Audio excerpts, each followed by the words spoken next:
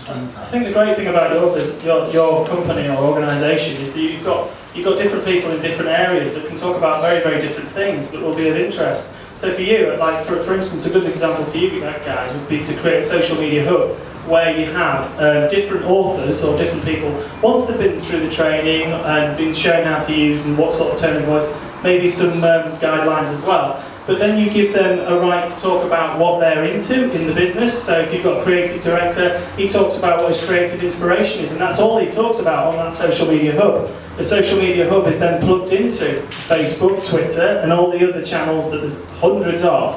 Except for people get annoyed when you cross-post across Facebook and Twitter and get the same thing across each channel.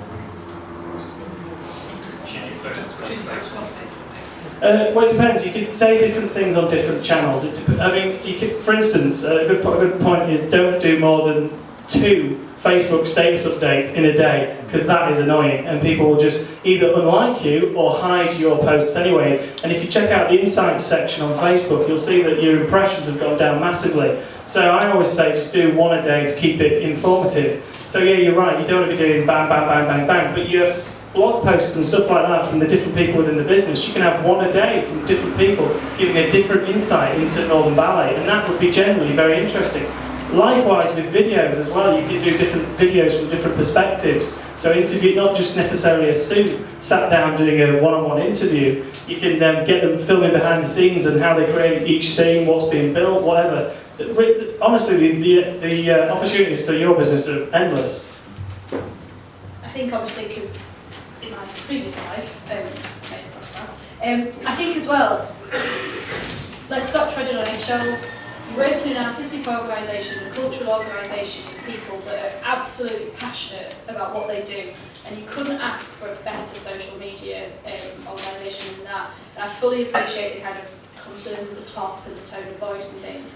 But actually, if you work for the ballet, the content that you're going to be putting out there is not going to be in the vein of don't do anything stupid. So just to echo what everyone said, get us a corporate social media policy in place and let them loose, because actually that is much more involved, much more engaging content than anything that any trainer can say, right, this is how to construct a blog post, this is how to take a picture to put it on Facebook, because people want to know about your content. So when we did the Welcome to Yorkshire, I worked on the Art in Yorkshire app, so we had massive issues with copyright laws in museums, trying to get the Heckworth, to let people take pictures in there. The chief exec was absolutely all for it, but he just couldn't do it because of the copyright issues on some of the paintings and things like that. But the fact that you work in something cultural is absolutely a gold mine for you. So I would actually say, let rip, to be honest, and stop doing, but that's a difficult passage.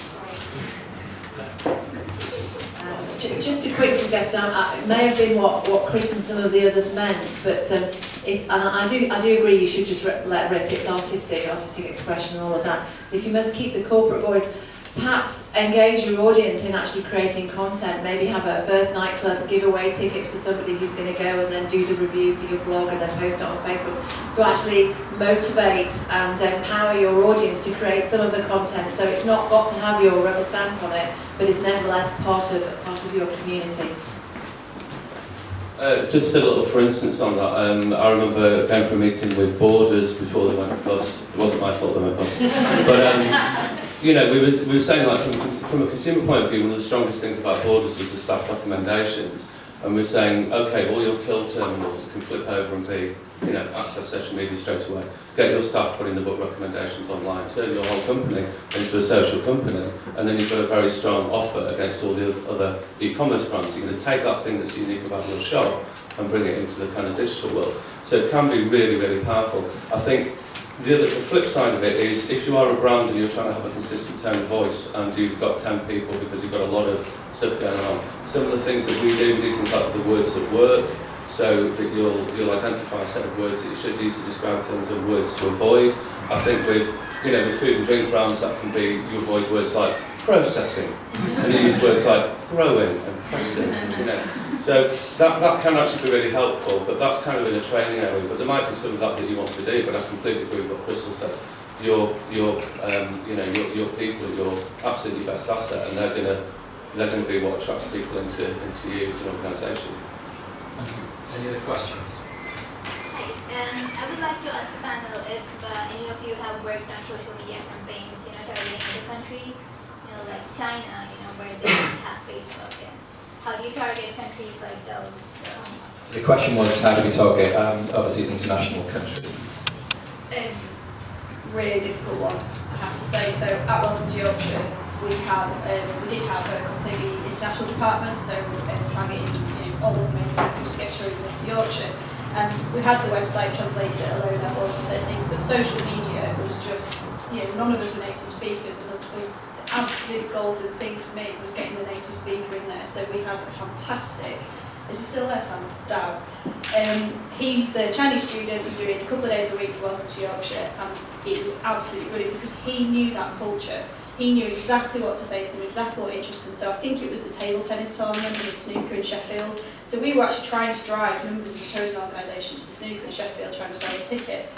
And he just infiltrated the blogs, infiltrated the universities, knew exactly where the people were speaking. And I think he sold 1,500 tickets to an event that didn't have much ticket sales. So I think the key thing to answer your question is you have to be part of that community and you have to be a native speaker, because I don't think you can do it, you can't do it outside in, but that's just my experience. I work with a client who works in emerging markets, and the approach that we've taken with them is really important to have someone in country, or at least get in country advice about which networks work, because although we could go on assumptions about, this is best for this and Facebook's like that, I know that in Pakistan, Twitter is seen as not very important tool at all. So I've got a client who's running a campaign in Bangladesh, and Facebook's absolutely massive, but they write, I have no idea what they're writing, because they're writing in Urdu, but using a Western alphabet, so it kind of makes no sense to me whatsoever, but it's really, really successful.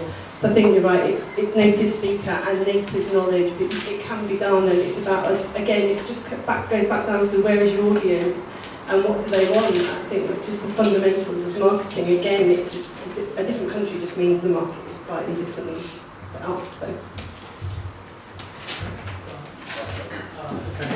A few years ago, I launched a new Sony Xperia phone online. Basically, we had the remit to launch it globally, and what we did was we looked out there to see we did a lot of listening first to find out where people were talking about Sony Ericsson as a brand, and then it was time consuming. We found communities in various countries. And then we had to figure out whether people were positive or negative about the brand and whether they'd like a Sony Xperia phone. Then we had to identify the most influential people who would be best to have a prototype of this phone. Then we had to target those people on the phone. Now we did like mainly the English speaking, but a lot of them were in America, and it tended to be, I think we outreached about 50 prototype Xperia mobile phones.